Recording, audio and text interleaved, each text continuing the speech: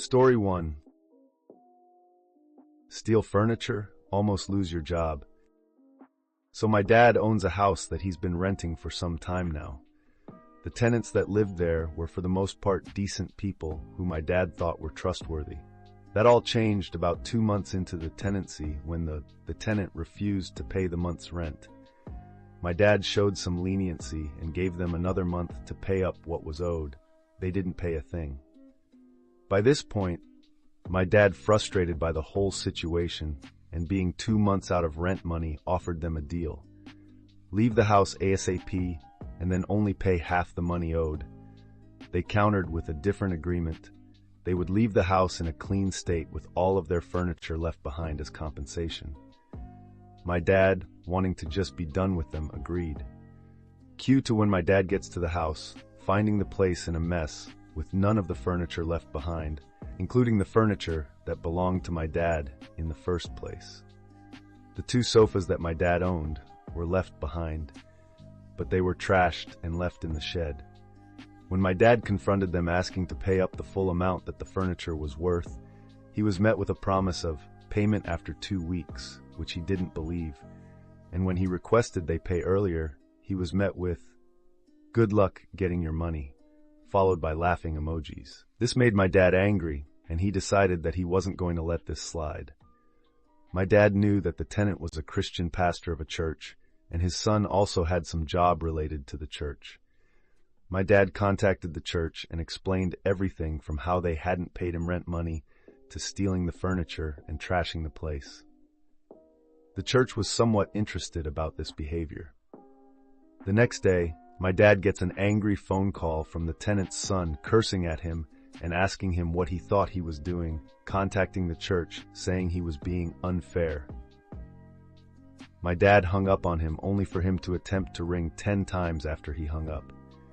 From what we could piece together, the church had told the pastor that if he didn't settle things with my dad, him and his son would lose their jobs.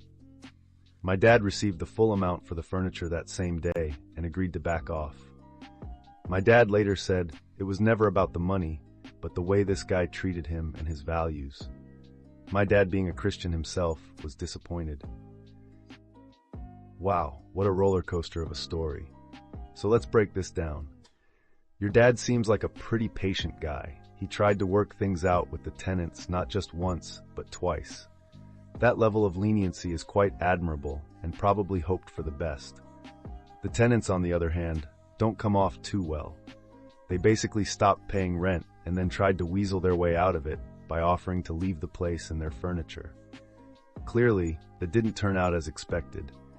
I mean, not only was the place trashed, but they also took your dad's furniture, or what was left was just ruined. That's just outright disrespectful. The plot twist with the church is fascinating.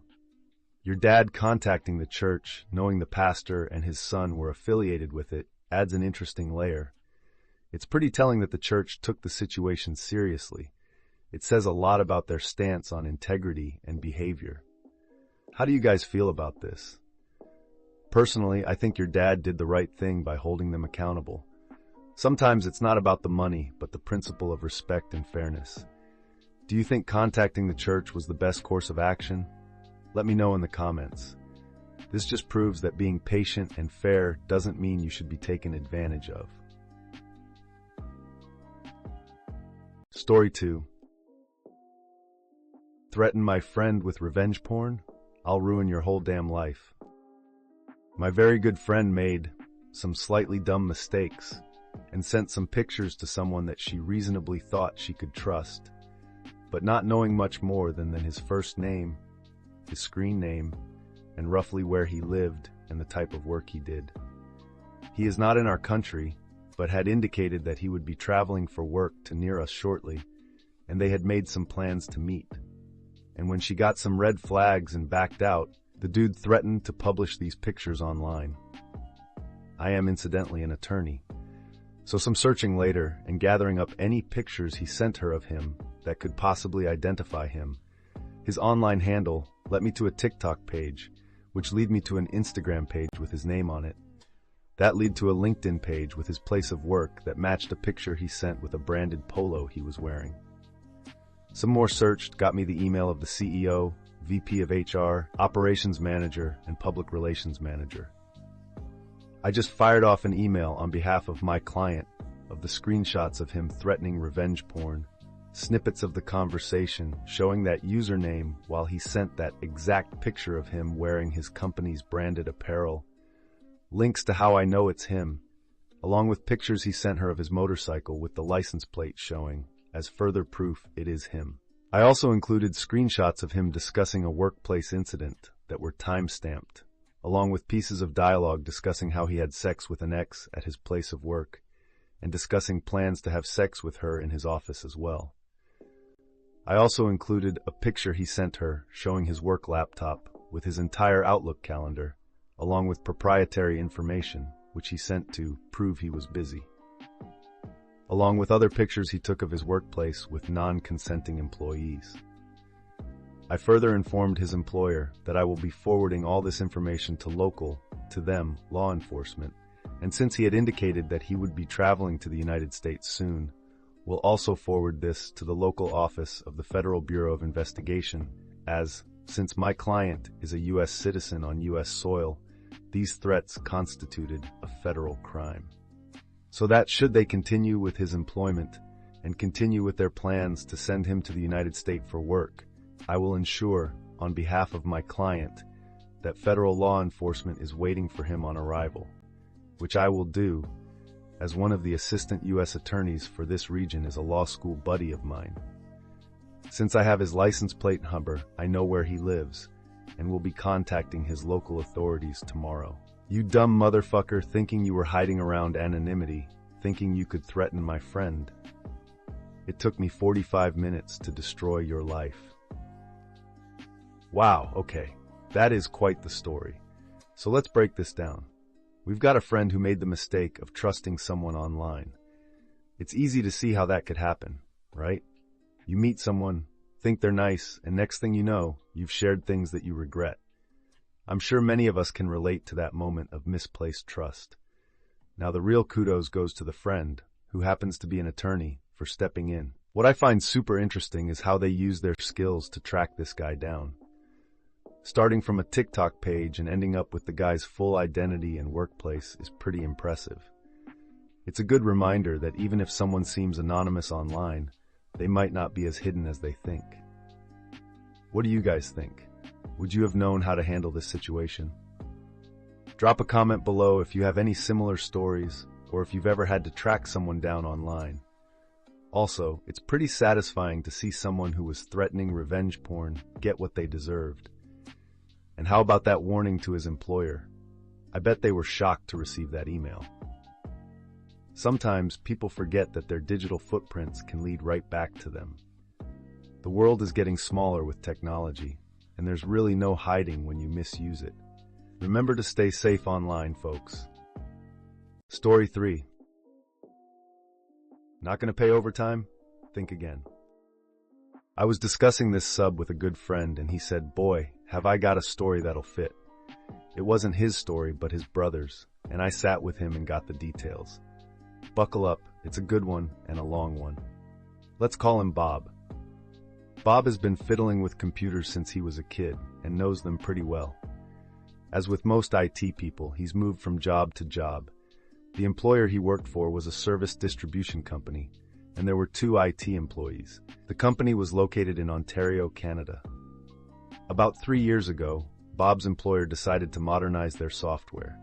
They had separate programs for dispatching, for inventory, for payroll and finances, and it was complicated moving information from one program to the other. They decided to get an ERP, Enterprise Resource Planning program, and Bob recommended one that he knew inside out from a previous employer. For those of you who don't know, an ERP program handles everything: purchase orders, sales, inventory, personnel, vendors, customers, all of it.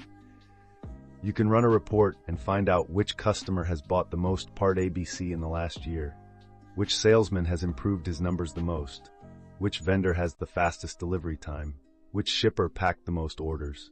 Everyone in the company used the ERP program, but it was very complicated, and they used the aspects of it that related to their position.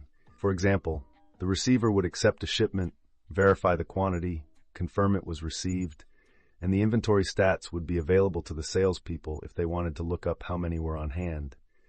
The receiver didn't care what the price was or who the vendor was, he just did his job. Bob was run ragged during the implementation process, but he managed to train most of the employees on their aspects, and after a few months, everything was running fairly smoothly.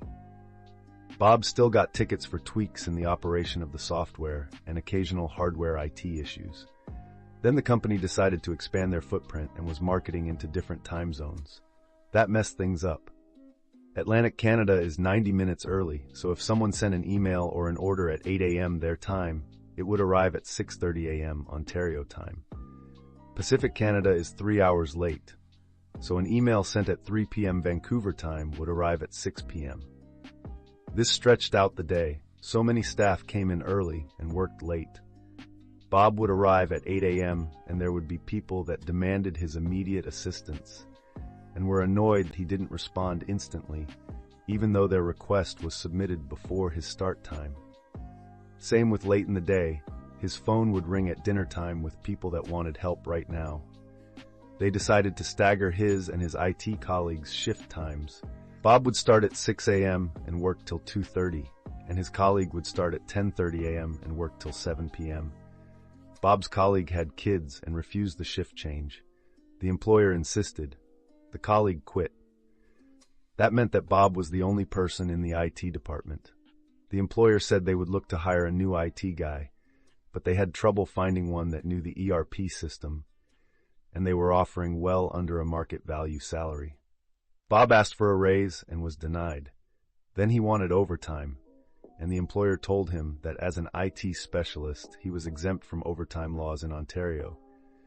Bob looked it up, and the employer was correct. This went on for some time, and he knew lots of IT people socially. They told him what the company was offering, and Bob knew that they wouldn't find another tech. Things went downhill from there. Bob would get chewed out if he missed a call or an email, no matter what time it came in. He had to train new hires in the ERP system, as well as take care of the hardware. He asked repeatedly for better compensation and was denied, so he planned to get a new job. Now here's the revenge. Bob had access to the entirety of the ERP program. When a user signed in, the time was logged, and even if they didn't sign out, after 15 minutes, it would log them out anyway. Everyone in the company was on salary, and many of them came in early and stayed late. Ontario labor law states that even salaried workers are entitled to overtime after 44 hours a week, unless they were managers or supervisors. So Bob jumped into the program and ran a report for each employee that wasn't a manager, all the way back to when the ERP program was started. Then he reached out to an employment lawyer and got the okay to refer employees to him. Bob lined up another job, and after he left, every employee in the company got an email with an Excel sheet showing the hours they had put in past 44 hours a week. The subject line said, "You're legally entitled to overtime pay." In the body of the email was the lawyer's name. The shit hit the fan. Almost every employee authorized the lawyer to negotiate with the company on their behalf, and the company had to pay a ton of money. All the company had to do was pay Bob for the extra work he put in. Instead, they had to pay almost everyone. Wow, what a story, huh? This one's really got all the elements: workplace drama, unfair treatment, and a bit of sweet revenge. Let's break it down. First off, Bob sounds like a seriously dedicated guy. From implementing a complex ERP system to training nearly everyone on how to use it, he was definitely the backbone of the IT department. It's kind of mind-blowing how much work he put in, and all without proper compensation. Now, here's where things get really messed up. The company's idea to expand into different time zones totally wrecked Bob's work-life balance.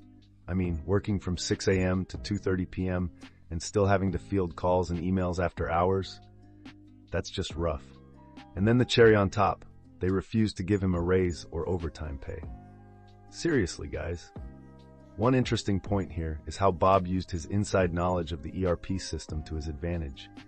He knew exactly where to find the logged hours for each employee, and that's what sealed the deal. It's pretty genius if you think about it. What do you guys think? Would you have done the same thing in Bob's place? Let me know in the comments if you've ever faced a similar situation at work. This story just goes to show that sometimes knowing the ins and outs of your job can really pay off in unexpected ways.